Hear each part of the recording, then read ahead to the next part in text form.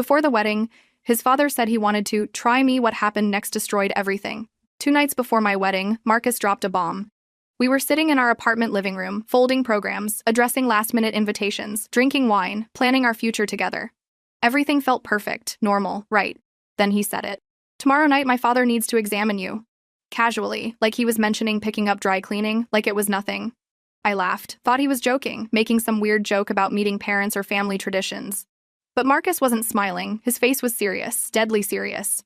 It's tradition, he continued, in our family. My brothers and Uncle Roberto will be there as witnesses, it's just how we do things.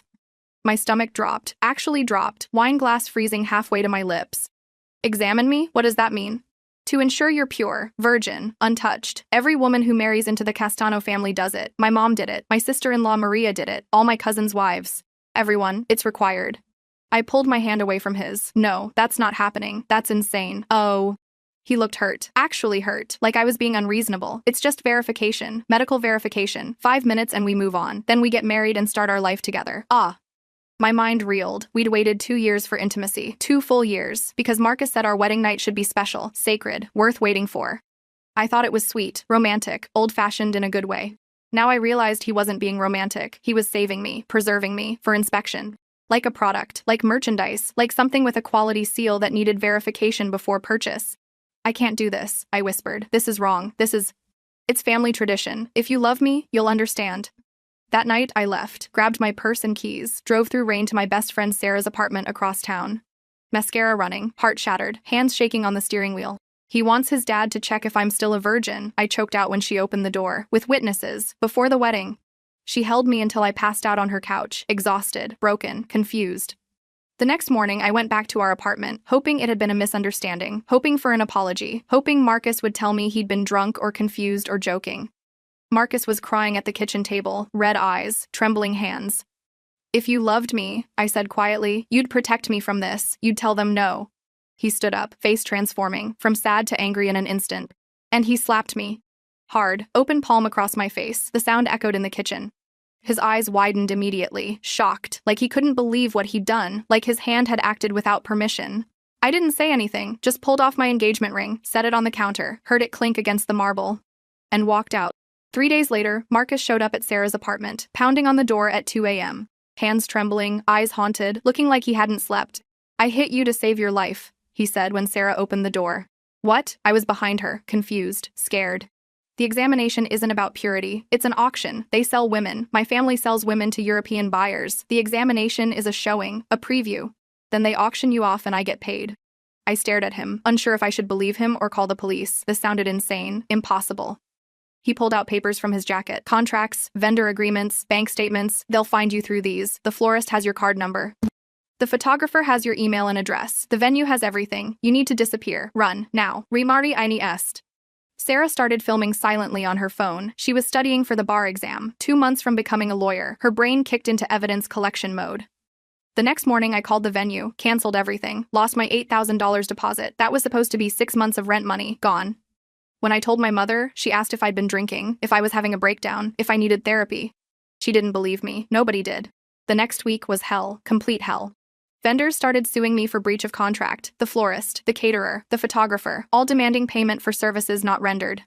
My job at the insurance company flagged me for instability after I broke down crying at my desk. Sarah asked me to leave her apartment because her law school scholarship was funded by a Castano family foundation. She couldn't risk it, couldn't help anymore. I was being erased, isolated, destroyed. Meanwhile, Marcus was playing the heartbroken fiancé at work, bringing cannoli to his coworkers, getting sympathy, getting support. Poor Marcus, whose crazy fiancé ran away. Then I saw Maria, his sister-in-law, married to his older brother Dominic, at a pediatrician's office. She was there with her 3-year-old son. I was there getting medical records to change doctors. Our eyes met. She mouthed one word, help. Then turned away quickly, grabbed her son, left fast. That's when I knew. I wasn't the first. I wasn't some isolated case. This was a pattern, a system. And if I didn't act, I wouldn't be the last. I started making lists, obsessive lists, everything documented. Every canceled vendor who suddenly wouldn't return my calls, every friend who suddenly stopped texting, every person who suddenly avoided me at the grocery store. The Castanos thought they were destroying me, isolating me, making me disappear. But they were showing me exactly how they operated, showing me their network, their reach, their methods. I ran into Maria again at a CVS pharmacy 2 weeks later. She was buying children's Tylenol. She whispered while pretending to compare aspirin bottles. Voice barely audible. They monitor everything. Phone, email, location. If I try to leave, I lose my son. Court order. They own the judge. Within hours, I was accused of harassing her, threatening her, stalking her. My few remaining friends pulled away completely. My cousin Jen, who'd been my maid of honor, posted on Facebook, defending Marcus, calling me unstable, saying I needed help. Even my mother begged me to stop, to move on, to get therapy and forget this. But I couldn't stop, couldn't forget, couldn't move on. I stumbled across our old shared cloud storage account, the one Marcus and I had used for wedding planning. He hadn't removed my access, probably forgot about it in the chaos. I tried his mother's birthday as the password, Rosa Castano, born the 15th of May 1960, 051560. It worked. In a folder labeled Tax Documents 2019, I found emails, dozens of them, to someone named Father Francis at St. Anthony's Church. Marcus had written everything, detailed everything, his horror at discovering what his family did, his plan to push me away before they could sell me, his guilt, his fear. I can't let them do this to her, but if I tell her directly, they'll kill us both. I have to make her hate me enough to run. I started mapping the family's finances, bank statements from the cloud, Venmo transactions, PayPal records. Payments always came 13 months after family weddings, always, like clockwork. Large payments. $50,000. $75,000. $120,000. From shell companies, European accounts, untraceable sources. Then my phone buzzed. Unknown number, a photo. Me, disheveled, at the courthouse trying to file a police report that got dismissed. They were documenting me, building a case, framing me as unstable, paranoid, delusional. I dug deeper, became obsessed, slept 3 hours a night, lived on coffee and fear. The photographer from our engagement shoot resurfaced, wanting his final payment, $2,000 I didn't have. I met him at a Starbucks, desperate. I can't pay you, but I need to know, did you notice anything strange at the shoot? He hesitated, then nodded, background in some shots, men in suits, shaking hands, papers changing hands. I thought it was weird but figured it was family business. Can I see them? He showed me, his laptop, raw files, background shots he'd never delivered. Men I didn't recognize, European-looking, expensive suits, folders, documents, money. Can I have copies? Only if you pay me. I gave him my grandmother's ring, the only valuable thing I owned. This is worth $3,000. You can have it for the files. He took the ring, gave me a USB drive.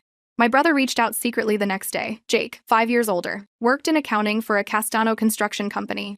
I can't help you publicly, he said over burner phone. Melissa has MS. We need my insurance, but I've been making copies, employment records. Women hired, fired 13 months later, always right after family weddings. 2IN work. He dropped a manila envelope in my car, vanished. Inside, spreadsheets, names, dates, patterns, proof. Then came the breakthrough, the thing that changed everything. Mrs. Castano's sister, Rosa's sister, hadn't just moved to Florida 30 years ago like everyone said. She'd been the first to run, the first to escape, the first to figure it out. I found her in Portland, Maine, working as a bookkeeper, living under her maiden name. Called her. My name is Claire. I was supposed to marry into your family. I need help. Long silence. Then, give me 2 days. She agreed to testify, to come forward, to tell everything. Maria risked everything too, everything. USB drives hidden in her son's teddy bears, recordings from burner phones bought with cash, photos of buyers at family events, financial documents with signatures and dates and amounts. Her evidence broke the case wide open, blew it apart. She testified on one condition: full protective custody for her and her son, new identities, relocation, safety. The assistant district attorney finally listened, finally believed, finally acted. Federal charges filed: trafficking, conspiracy, RICO, money laundering, dozens of counts. Marcus flipped immediately, testified against his entire family for a reduced sentence, told them everything, named names, provided locations, gave up passwords and accounts and contacts. More women came forward, 7 more, from other families, other cities, other decades. The trial lasted 3 weeks. Maria detailed the examination, the auction, the sale, the contracts, everything. Forensic accountants found contracts written in Italian, bills of sale, literal bills of sale, human beings listed as merchandise, with prices, terms, return clauses for defective goods. The jury didn't need long, 4 hours of deliberation. Guilty, on all counts, every single one. Mr. Castano got 25 years, federal prison. His sons Dominic, Angelo, Marcus got 15 to 20 years each. Mrs. Castano, herself a victim, herself sold at 19, received mandatory counseling and probation instead of prison. The courtroom erupted, cheering, crying, justice.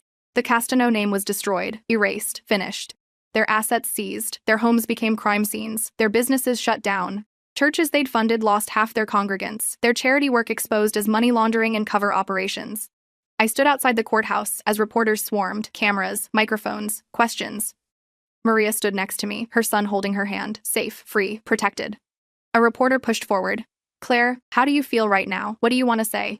I looked at the courthouse, at Maria, at the other women who'd come forward, at the ruins of the Castano Empire.